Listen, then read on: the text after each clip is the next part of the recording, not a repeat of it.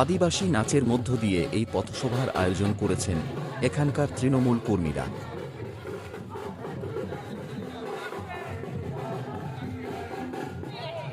পাঁশকুড়ার ৫ বছর আগের উন্মাদনায় ফিরে এলো তৃণমূল প্রার্থী দীপক অধিকারী তথা দেবকে ঘিরে সোমবার পাঁশকুড়ার রঘুনাথ বাড়ি এলাকায় ভোট প্রচারে আসেন।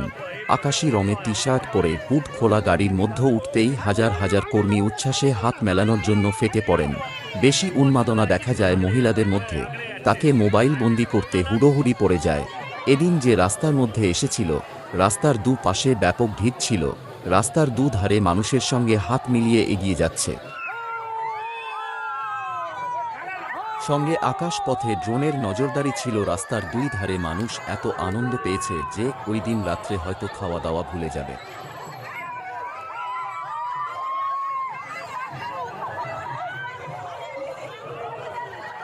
এদিন তিনি বলেন, গত ৭ বছরে পশ্চিমবঙ্গে যা কাজ হয়েছে, গত ৭০ বছরে সেই কাজ হয়নি।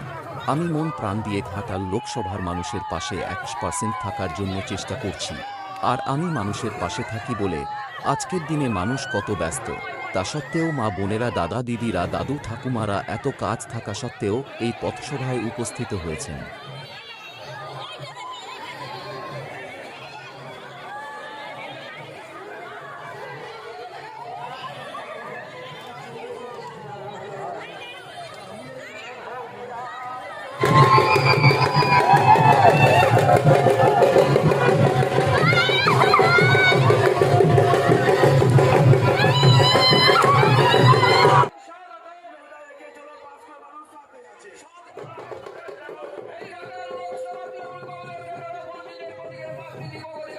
কয়েক লক্ষ মানুষের সমাগমের মাধ্যমে হয়তো নিজের লোককে খুঁজে পেতে একটু সমস্যা বোধ করবে, কিন্তু সমস্যা হলে কিছু ক্ষতি নেই।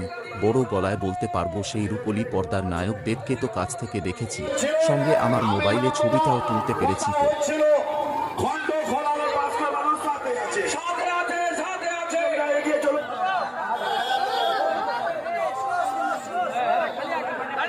এই পথসভায় বড় নেতা থেকে শুরু করে জেলা পরিষদের অজয় মণ্ডল পা মেলালেন।